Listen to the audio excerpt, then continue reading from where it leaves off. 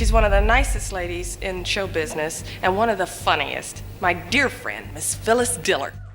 Phyllis Diller was America's first truly famous female stand-up comedian. When I first came to Hollywood, I could have had big parts too, but I was allergic to silicone. A household name who rewrote comedy by turning her looks, her marriage, and her misery into punchlines. But she was hiding things. You've had some tough times in your life. How have you managed to maintain spirit of joy and of positivity? It's a habit to maintain a positive attitude, a system of thought. For more than 30 years, she made the same private trip to see someone she could never acknowledge in public. When those visits stopped in 1993, the heartbreak that followed explains why Phyllis Diller kept her greatest secret hidden for her entire life, and she only revealed it after her death. The unusual child who played piano at funerals. Whenever Phyllis Diller went on stage, fans expected jokes about her children. They thought she had 4 kids, all fair game for her act. She had 5. The 5th was a secret, a daughter she never mentioned, never joked about, never acknowledged publicly. Every Sunday she drove to see her. Alone, no photographers, no questions. For over 30 years, this was the one part of her life she refused to turn into material. She learned early that pain could be profitable. Born in Lima, Ohio on July 17, 1917, to a 55-year-old father and a 36-year-old mother, she grew up in a house where silence was constant and death was routine. The house was filled with old people constantly. Her father's eldest brother, Sam, had fought for the Confederacy. That's how old they were. Funerals happened so often that death became ordinary. By age 10, she'd attended more funerals than birthday parties. She found it oddly fascinating. The makeup on dead faces, the flowers, the crying. While other kids feared death, she studied it, made mental notes, found humor in the darkness. This comfort with the morbid would become the foundation of her comedy. School was worse. Her mother made all her clothes by hand. When fur trim became fashionable, Phyllis pinned scraps around her dress hem. Her teacher stood her up in front of the class. "What is that?" Voice dripping with disgust. The other kids laughed. Phyllis remembered every second. Years later, she'd turn this moment into material. She turned everything into material. Music was her escape. At 10, the Sherwood Music Conservatory in Chicago accepted her. A child from Lima studying with professionals. She could play pieces that made adults stop and stare. But the loneliness never left. In that quiet house, surrounded by dying relatives, she'd started making up stories to entertain herself. Little narratives about the people she knew. They got funnier over time, started sounding like punchlines. She didn't know it yet, but she was already writing her act, already turning pain into comedy. The Great Depression crushed everything. Lima, Ohio in 1930 looked like every other American town watching its future disappear. Banks closed, stores emptied. Her family had nothing left. Phyllis was 13 years old, selling newspapers on street corners. Each paper brought in pennies, pennies that bought bread. The Sherwood Music Conservatory cost money they no longer had. 3 years of training, 3 years of dreams, ended in 1933, not with a graduation, with a letter saying she couldn't return. She was 16 and her professional music career was already over. She took any job that would have her. Cleaning houses, writing advertising copy, filing papers, whatever paid. The family name wasn't even real. Generations back, it had been Triber, changed for reasons no one remembered. She only discovered this as an adult, even their identity was borrowed. Bluffton College seemed like a second chance in 1935. Music education this time, something practical she could use to teach. That's where Sherwood Diller appeared. He showed up to their first date in his mother's car, paid for dinner with his mother's money. He had no job, no degree. He'd dropped out, claiming his professors knew less than him. Every rational thought told her to run. He was 26 years old, living at home. His big ideas never turned into anything real. His mother still bought his clothes. But the depression made everyone desperate. Marriage meant survival. 2 people could live cheaper than 1. That's what she told herself. They eloped in 1939. She was 22. He promised her everything: a house, children, security. Success was always just around the corner with Sherwood. The next scheme would work. The next job would last. She left college again. This time, there would be no going back. Within months, she knew the truth. Sherwood couldn't hold a job for more than 2 weeks. He'd show up late, argue with bosses, quit in dramatic fashion. Then sit at home planning his next failure while she figures out how to pay rent. She'd traded her piano bench for a kitchen sink, traded concert halls for dirty dishes. The girl who played with orchestras was now just another housewife in Michigan, another casualty of the Depression, another woman whose dreams died young. 5 kids, food stamps, and a husband who refused to work. She thought marriage and children would fix everything. Peter arrived September 27, 1940. They were living in Ypsilanti, Michigan, where Sherwood had found work at a bomber plant making $25 a week during wartime rationing. Butter cost more than rent. Sugar was traded like drugs. New mothers got extra milk rations. She survived on them. Postpartum depression hit 3 weeks after birth. Some mornings she couldn't move. The baby screamed. Sherwood left for work when he bothered to go. Most days he didn't bother. She'd lie there doing math in her head, trying to make $25 stretch across 7 days and eventually 5 children. The numbers never worked. They moved 8 times between 1940 and 1945, each address cheaper and smaller than the last. Sherwood couldn't keep a job longer than 6 months. Alameda Naval Air Station in California was supposed to change things. It didn't. Sally arrived in 1944, which meant 2 children and still the same $25 a week on good weeks. 1945 brought the first dead baby. 2 weeks old, premature, underdeveloped lungs. The doctors said these things happen. She was 28 years old, burying a child in a cemetery she never visited again. She went home, made dinner, and acted normal. Started writing for local papers the next week, earning $2 per article, 50 cents for advertisements. Money was money.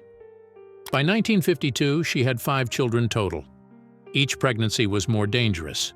Each birth another gamble. Each child another person Sherwood refused to support. He had principles about work. Manual labor was beneath him. Sales was humiliating. Every job was wrong except the ones that didn't exist. Sherwood's inheritance arrived in 1950, $10,000 from a dead relative. Enough to buy a house outright, enough to start over. He burned through it in 11 months on bad investments, doomed business schemes, and loans to men who disappeared.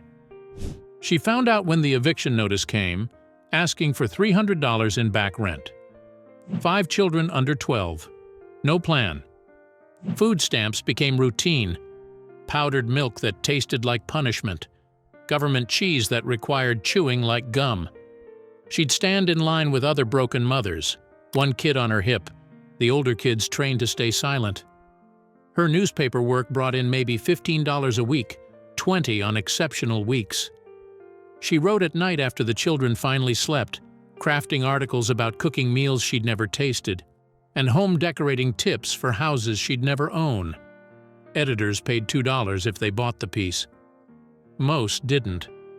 The rejection letters stacked up next to the unpaid bills. She used them as scratch paper because nothing could be wasted, not even failure. The magic book that changed everything. $75 a week saved their lives in 1952. Crow Radio in Oakland, California, needed a copywriter. She got the job. Real money. Steady money.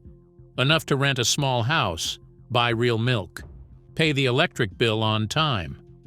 She created a 15-minute segment called Phyllis Diller, the homely friend maker. The name came from a typo someone made. She kept it. The show gave household tips that were secretly jokes. How to make dinner from nothing. how to hide poverty with humor. The station liked it, but editing errors killed it. The tapes never aired. Another failure to add to the pile. The Veterans Hospital in San Francisco needed entertainment. She volunteered, brought her piano music, prepared a whole set. The patients heckled her from the first note. "Play something good. My grandmother plays better." Who let her in? She kept playing, kept smiling, finished the set, went to her car, cried for an hour. Claude M. Bristol's book, The Magic of Believing, changed everything. She read it during work breaks. The book said thoughts had power. Visualization created reality. She pictured a white feather cape wrapping around her body, protecting her. Nothing negative could penetrate it. Sherwood had been pushing for years. "You're funnier than Jack Benny. Funnier than Bob Hope. Get on stage. Make us rich." He didn't want her to be successful. He wanted her profitable. She started writing down the truth about her life. 5 kids. No money. Useless husband. But she made it funny. Made it universal. The material came easily. Every burnt dinner became a joke. Every bounced check became a story. Every time Sherwood quit, another job became a routine. She practiced in the bathroom mirror while the kids slept. Memorized timing. Perfected pauses. The woman in the mirror didn't look 37. She looked 50. Exhausted. Defeated. Perfect for comedy. March 7, 1955, changed everything. The Purple Onion in San Francisco needed someone to fill 2 weeks. She auditioned, told jokes about her cooking killing people, her husband being useless, her kids driving her crazy. The booker laughed, asked if she could start that night. She said yes before thinking. Opening night, she wore a house dress from Goodwill. No makeup, hair barely combed. She looked exactly like what she was. A tired mother who'd given up trying to be beautiful. The audience loved it. They saw their wives, their mothers, themselves. The 2-week engagement stretched to 89 weeks, the longest run in the club's history. The night that created a star. The Purple Onion sat on Columbus Avenue in San Francisco's North Beach. Tiny basement club, brick walls, 80 seats maximum. March 7, 1950. Phyllis Diller walked down those stairs at 37 years old. She'd never performed stand-up comedy professionally. She was filling in for someone who canceled. 2 weeks, they said. Maybe less if she bombed. She wore a house dress she'd bought at Goodwill for $3. No special makeup. Hair pinned back like she was about to clean a toilet. She looked exactly like what she was. A mother of 5 who hadn't slept properly in 15 years. The audience saw her shuffling to the microphone and expected folk songs. Maybe poetry. What they got was pure rage disguised as jokes. She'd been reading that Claude Bristol book for months, visualizing success, protecting herself with that imaginary white feather cape. Now she stood on stage destroying her own life for strangers' entertainment. Her voice carried across the small room, high-pitched, desperate, like someone drowning who decided drowning was hilarious. The audience couldn't breathe. These weren't just jokes. They were confessions. Every woman in that room knew that exhaustion. Every man recognized that wife. She talked about her body like it was a broken appliance. Her marriage like it was a prison sentence. Her children like they were beautiful disasters. 2 weeks turned into a month. A month became 6 months. The owner kept extending her. Word spread through San Francisco. You had to see this housewife who made self-hatred into art. Lines formed outside. The club had never seen anything like it. 89 weeks straight, she performed. 5 shows a night on weekends, 3 on weeknights. The Purple Onion made over $100,000 from her run. She made $100 a week, the same money she could have made typing letters. But something else happened. Talent scouts started showing up, TV producers from Los Angeles, newspaper critics from New York. They all came to see the woman who turned disaster into comedy gold. Jack Parr's talent coordinator saw her in October 1955, called New York that night. There's a housewife here doing things nobody's ever done. She looks terrible. Sounds worse. The audience loves her. 2 weeks later, she was on national television. Millions watched this strange woman with the desperate voice tell them about her failures. They loved her too. The Purple Onion run ended in November 1956. She'd performed over 500 shows in that basement, told the same jokes in different ways every night, learned what worked, what didn't, what made people uncomfortable, what made them howl. She left that club a completely different person than the one who'd walked down those stairs. She wasn't a housewife who told jokes anymore. She was a comedian who happened to have 5 kids, creating the most ridiculous woman in comedy. The transformation started with a wig. Wild horsehair that looked like she'd been electrocuted. Cost $50 in 1956, more than she spent on groceries in a month. But she bought it anyway. Then another, then another. Within a year, she owned 50 wigs, each one uglier than the last. She painted her face like a clown who'd given up. White foundation caked on thick, lipstick drawn past her actual lips, eyebrows plucked then drawn back wrong. She spent 2 hours every night making herself look insane. The worse she looked, the harder people laughed. Beauty was currency she couldn't afford. Ugliness was free. The cigarette holder came from a pawn shop, 12 inches long, made of ivory. She never smoked, hated cigarettes. But every male comedian had a prop.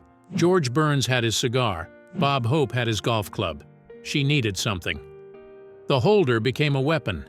She'd point it at the audience like a sword, wave it like a magic wand, use it to emphasize every failure in her life. Her clothes came from everywhere and matched nothing. Leopard print with stripes, flowers with polka dots, colors that fought each other. She'd wear evening gloves with house dresses, fur coats over nightgowns, shoes that didn't match. She looked like a thrift store exploded. That was the point. The transformation worked immediately. Bookings increased by 40% in 1956. Clubs that wouldn't book a housewife would book this look she'd created. The laugh became her signature.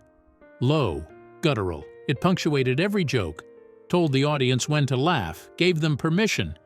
She practiced it in the car driving between gigs, recorded herself, played it back, made it worse, made it better, made it perfect. She delivered jokes at 200 words per minute, machine gun style, no time to think, no time to judge. She'd practiced talking fast, selling newspapers as a kid. Now she used it to sell misery as entertainment. The faster she talked, the less real it seemed. The less real it seemed, the funnier it became. Fang and the comedy album that shocked America. Phyllis released her first album in 1959 called Wet Toe in a Hot Socket, which made no sense until you heard it. Then it made perfect sense. Within months it was everywhere. She recorded it at the Bonsoir in Greenwich Village, a basement nightclub so small you could feel the audience breathing. 20 people showed up, all friends she'd strong-armed into attending. Their job? Laugh loud enough to make 20 sound like 200. 3 hours of recording, 1 take per side. If she messed up, it stayed in, no edits, no mercy. Just her and 30 minutes of marriage jokes that felt less like comedy and more like testimony from a crime scene. The centerpiece was Fang, her imaginary husband, invented on the spot during a bit about a car crash. She needed a reason to call home, so she blurted out "Old Fang Face" without thinking. The crowd exploded. She kept him. By 1960, she'd written over 1,000 jokes about Fang, each more vicious than the last. On the recording, she established his defining trait, a single 2-inch tooth she once mistook for a cigarette at a cocktail party. She developed Fang as a receptacle for every joke about idiotic husbands, specifically to subvert male comedians who made their wives the punchline. Her real husband, Sherwood, heard the album, heard the jokes, decided he was Fang, started announcing it at bars. "That's me she's talking about, I'm famous." He wasn't wrong, he wasn't right either. Fang was every useless husband in America, every man who thought work was optional, every marriage dying from sheer laziness. Sherwood just happened to be the prototype. When she left for gigs, Sherwood would fake heart attacks, fall on the floor, clutch his chest, gasp for air. The first time, she canceled 3 shows and rushed home, found him drinking beer, watching television. The second time, she called his bluff. The doctor pulled her aside. "Your husband is fine. Go to work." She did. Sherwood kept faking them anyway. 50,000 copies sold the first year. $10,000 in royalties, more money than she'd ever seen. She bought a house with working plumbing, a car that started every time, and food that wasn't government surplus. Sherwood spent it as fast as she earned it. That became material for comedy, too. By 1960, she was touring 150 cities. The Tonight Show, Ed Sullivan, Hollywood Offers. The housewife from Lima, Ohio, had become America's most famous female comedian. She'd done it by destroying herself publicly every night, by turning Sherwood's failures into Fang's adventures, by making pain profitable. The album changed everything. Women could be honest now, could admit their marriages were disasters, could make millions laugh at the truth everyone pretended wasn't true. She'd opened a door that would never close again. The hidden tragedies behind the laughter. While Phyllis was revolutionizing comedy, her personal life was collapsing in real time. Her daughter Sally talked to empty rooms, laughed at nothing, cried for no reason. 6 years old, staring at the walls for hours. Phyllis told herself kids were strange. The truth was worse. The voices started when Sally turned 11. Not imaginary friends, real voices only she could hear. They told her things, made her do things. Phyllis found her on the roof one night, found her with scissors another time, found her drinking cleaning fluid because the voices said it would help. Schizophrenia doesn't care that your mother is famous. Sally got worse every year. By 1958, she was 14 and dangerous. The medications turned her into a ghost. 20 hours of sleep, 4 hours of confusion, no life at all. The institution papers were signed in 1960. Sally was 16. Phyllis drove her there herself. Sally begged her not to leave, screamed, cried. Phyllis walked out anyway. That night she performed at 3 clubs, told jokes about her cooking, her husband, and her chaotic life.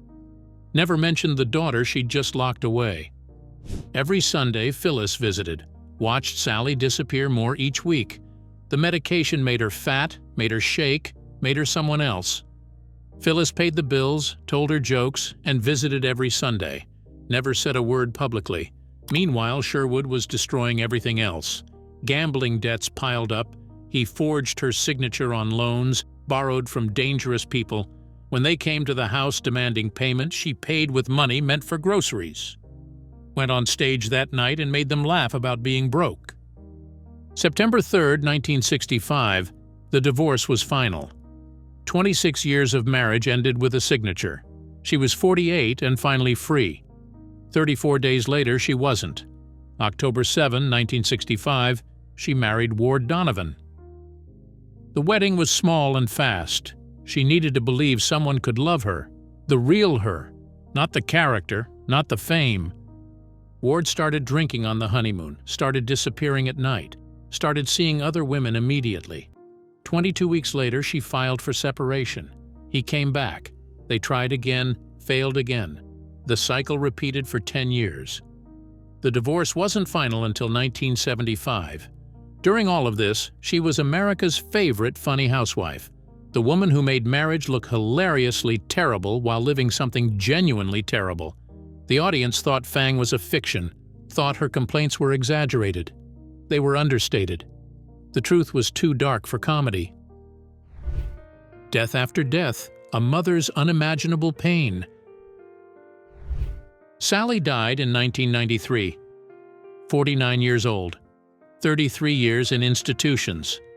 Schizophrenia had destroyed her brain. Her body followed. Phyllis was 76 when she buried her daughter. She'd paid for Sally's care for 3 decades, visited when she could, watched her disappear piece by piece. Peter died in 1998, her firstborn. The one who arrived in 1940. Heart attack at 58. Phyllis was 81. She'd outlived her first child. The funeral was small, private. She told no one in the press, went back to work the next week, July 4th, 2002, Independence Day. Stephanie had a stroke, 54 years old, gone instantly. Phyllis was 85. She'd helped raise Stephanie's 3 children. Now she was planning another funeral, another child in the ground. She'd given birth 6 times. One baby died at 2 weeks old in 1945. 5 survived to adulthood. Now 3 of those 5 were dead. Only Suzanne and Perry remained. Perry had dyslexia, could barely read as a child and struggled through school. But he made it. Built a business, managed her affairs when she got too old. Robert Hastings appeared in 1985. Not a husband. She was done with husbands. A companion. Someone to eat dinner with, play cards with, and watch television with. He moved into her Brentwood mansion. They lived quietly. No drama, no cheating, no fake heart attacks. Just 2 old people keeping each other company. Cancer took him May 23, 1996. She was 78. He'd been sick for months. She knew it was coming, sat beside his bed, held his hand, watched him leave. Another funeral, another loss. But this one was different. He'd given her 11 years of peace. That was worth grieving. By 2012, the death count was staggering. 4 children, 1 grandchild, a companion, countless friends.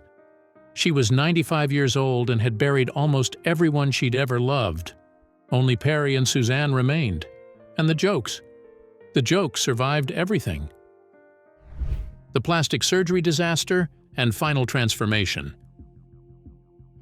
She joked about her face for years, then decided to change it. Phyllis became one of the first celebrities to openly champion plastic surgery, eventually recognized by the cosmetic surgery industry for her advocacy. The first surgery almost killed her in 1972. Simple facelift. Routine procedure. Her heart stopped on the table. They brought her back. She woke up paralyzed, couldn't move her face, couldn't speak. The doctors said it might be permanent. 6 months of therapy before everything came back. She went under again in 1973. 15 procedures between 1972 and 1990.